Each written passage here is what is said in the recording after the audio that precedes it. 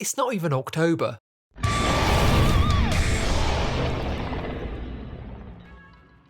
Welcome back to Lizard of Doom. I am Max. Now I've been looking at some retro Warhammer as a bit of a passion project. Now this was going to be a Patreon exclusive, but the vocal few spoke up and said don't stress yourself out. If it's more stress making more videos for Patreon, then don't worry about it. So I'm bringing you my retro project here. Out of all the retro minis from the Rogue Trader era that interest me, orks are the strongest contender. So I've gone and bought the ork mech, as you've seen from the title or thumbnail of this video, and I will be painting him up today. This is the original ork mech from 1989. He came originally with the splatter gun, but I've just bought him as a single because that's why I want him in this army. I'm making this army to play modern Warhammer with. He came like this. So this is a white primer over the top that eBay seller has sprayed, and hiding underneath was a thick coat of paint. So they'd sprayed it like this just to make the eBay listing look good and cover a bad thick paint job underneath. So I was a little bit miffed at that, and it was a ball ache to strip, but this is what he looks like primed in a nice matte black. You can really see all those details popping. I wasn't really sure how many details would be on a retro ork, but there is a lot. Let's get some green on him to make him look a little bit more orky. Starting with camouflage green from AK, a nice matte snotty green. This gives me a nice base to work up from as we get higher up the highlights for his skin. I will not be doing the retro paint scheme. I'll be doing more of a modern paint scheme with nods to a retro paint scheme. This is something that I will feel more comfortable painting more orks in later. Brownish green for the first highlight. This will be down from above, kind of like a zenithal, but making sure as well that I don't separate those muscles, as people tend to do when highlighting flesh like this. You can pick them apart later with a higher highlight, but for now we want the tone of the skin to be lighter from above than it is from below. So we've got the right kind of pass of light across the whole thing.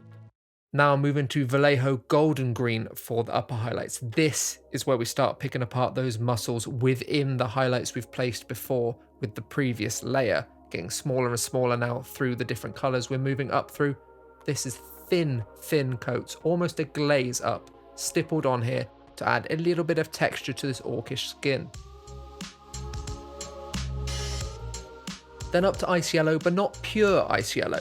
I'll be mixing this a bit with the previous layer of green before moving on to pure ice yellow itself, just for very edge highlights.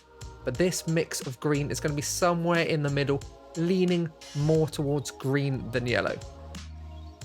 This helps define raised areas in his face, such as his cheekbones, his nose, his lips, and a little bit on the edges of his muscles, and also his knuckles and bits like that on the miniature. After that, it is the pure ice yellow. This pops just the edges of things out. You're aiming for the very smallest amount. Look how much paint I've got on my brush, and look how much paint I'm putting down. Not a lot. Now we've got the skin where I want it, we can start looking at the clothes he is wearing. Now this ork army is not going to be in a desert, so I thought it would be funny to do some desert camo on his trousers. Starting with Vallejo heavy brown for my camo pants. This was a nice, quite thick covering paint, obviously done in a couple of thin layers, but this has got a lot of pigment in it. Perfect for a base coat for these desert camo pants. Now to highlight that area, I'm going to go with the heavy brown with a little bit of the ice yellow mixed in. A lot of ice yellow mixing in. This paint contains a little bit of fluorescent yellow, so it's brilliant for mixing highlights and making things pop out a little bit more. Highlighting the higher areas on his pants just to get those folds more visible. I looked a bit at different camo patterns, and I found they usually go with kind of an orangey colour and a more sandy colour over the khaki for desert camo. So that's what I'll be doing. With some orange brown from Vallejo. Now this was a little bit disappointing. I did my lizard tongue technique that I'd done in a previous camo video on Space Marines, but this orangey brown didn't really pop out from the layer below. So what I would do is then I would mix more ice yellow with it and highlight it again with that mixture. This gave it that little bit of fluorescent yellow I talked about earlier into the mixture, which make these pop apart from the pants a little bit more than was doing already. See, it's not that much brighter, just makes this orange stand out nicely. It's that little touch of fluorescent in there. Dark sand would be the other colour in the camo. I positioned these lizard tongues in between the empty space and the orange lizard tongues, overlapping slightly to fill this whole thing with the pattern, and then also highlighted those with, you guessed it, ice yellow. This is the basics of my camo pattern for this orc. Really simple, really easy. I would later also run some sepia ink through the recesses on these trousers because it was still a little bit flat and unreadable, so that helped with deepening the shadows. Rhinox hide is a fantastic base for leather, as Citadel paints are slightly gloss. They're a satin paint, so it gives that little bit of shine to the leather that other more matte paints like AK don't. And Citadel browns, like these two, Doomball Brown and Tuscaur Fur, are very nicely pigmented. I would say browns and reds are two areas where Citadel paints actually shine, and they are not bad. They are very well pigmented and very smooth. There was a lot of highlighting to do on this diamond textured leather vest, but I am paying homage to the original orcs colorings. Back in the day, there was a lot of leather on these orcs and a lot of browns. If you look at the Rogue Trader orc art from all the boxes that were being produced then, a lot of leather, a lot of brown leather, mixed with a highlight of a few bright primary colours. For lighter leather, I'll be moving up through these Citadel paints, and I'll be getting the bits like the whip and also his pockets on his vest as well, which is like a little fisherman's vest he's got over there, and running some sepia ink through the gaps to pick up those little bits on the whip there and the little folds on these pockets on his chest. This was necessary to get the definition back so you could see what I was doing here.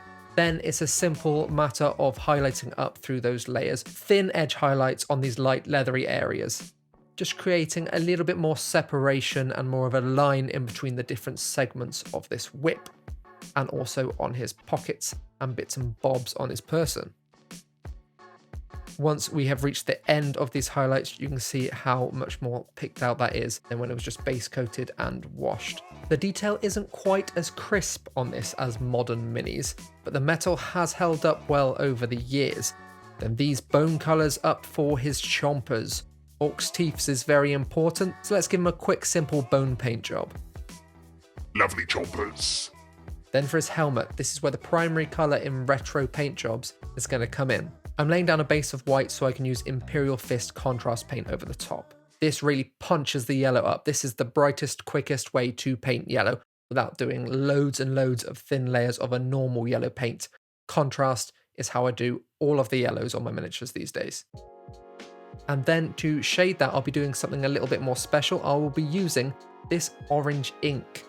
This is acrylic ink and it is translucent, so it will go down nicely, kind of like a contrast, but you can thin it with water. Contrast goes a bit iffy when you thin it with water. This orange ink will take it nicely.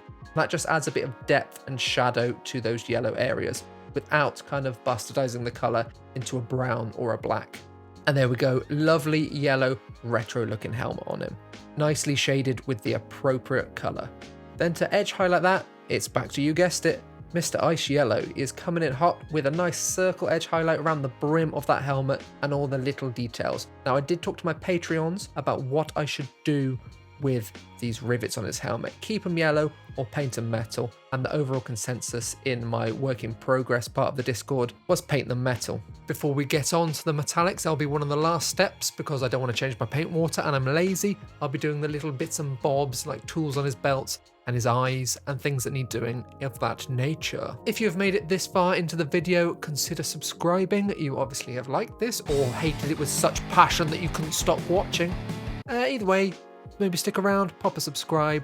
Thank you very much. Now for the wooden handles of his tools, I'll be starting with Catachan Flesh, a nice kind of pasty purpley brown, and building up from there with some light wood colours, the first of which being Baneblade Brown. This is like a light brown scratchy colour to highlight the edges of the handles and make it look worn.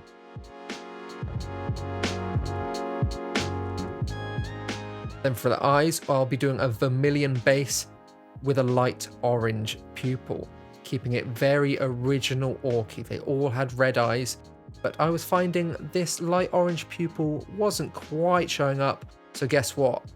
It's Ice Yellow again. Ice Yellow is going to be the dot in the center, of that orange pupil. Yep, I'm dotting the dots in this pupil. Luckily, these eyes aren't as small as modern miniatures. They are a little bit more chunky because of the heroic scale, but I suppose it's probably about the same size as a modern orc's eyes, just the rest of the orc around them is bigger.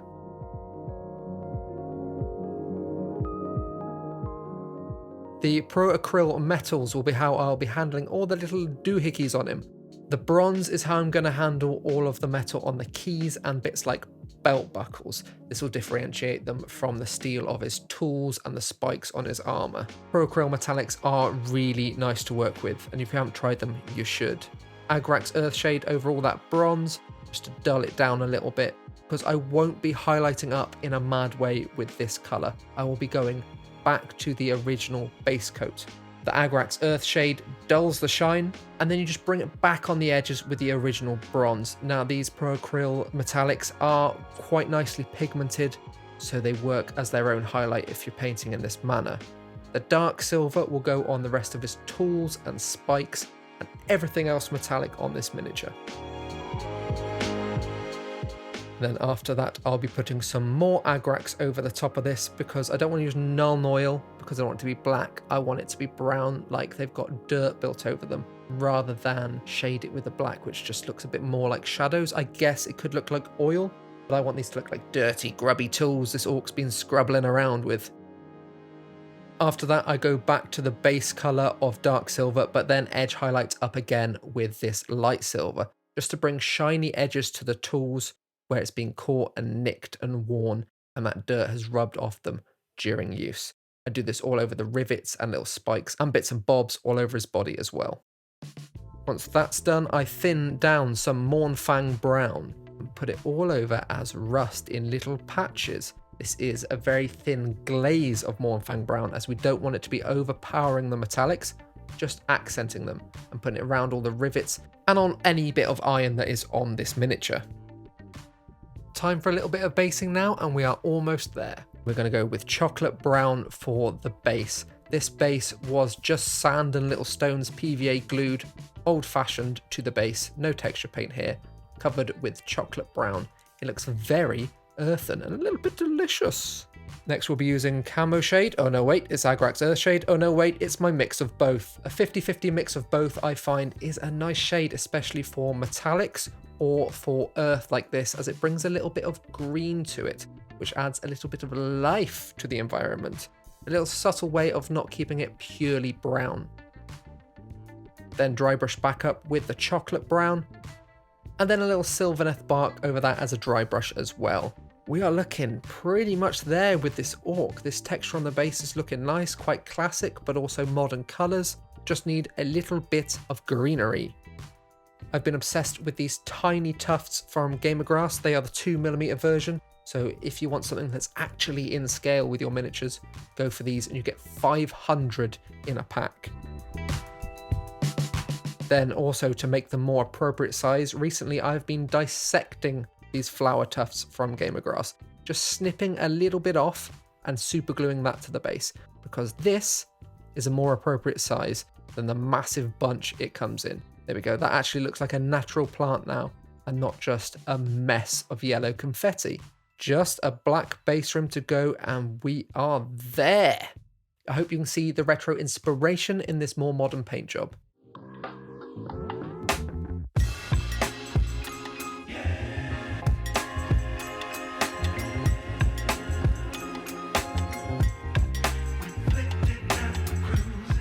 So thank you to my Patreon members. You can see them on screen now. They really show me that all of this is worthwhile doing and that people actually enjoy the silly things I make here.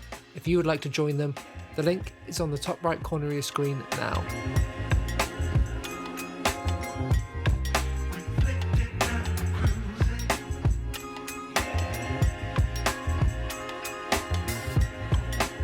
So that's it for this video. I am doing a giveaway of that lovely Gundam over there. When we hit 15,000, I turned him into a Death Guard Demon Prince. Video is up there, so if you want to win that, subscribe and check out that video for how. That is not the only prize I'm giving away on Lizard of Doom. We have got a painting competition running in the Discord where you can win yourself a combat patrol. That ends at the end of May.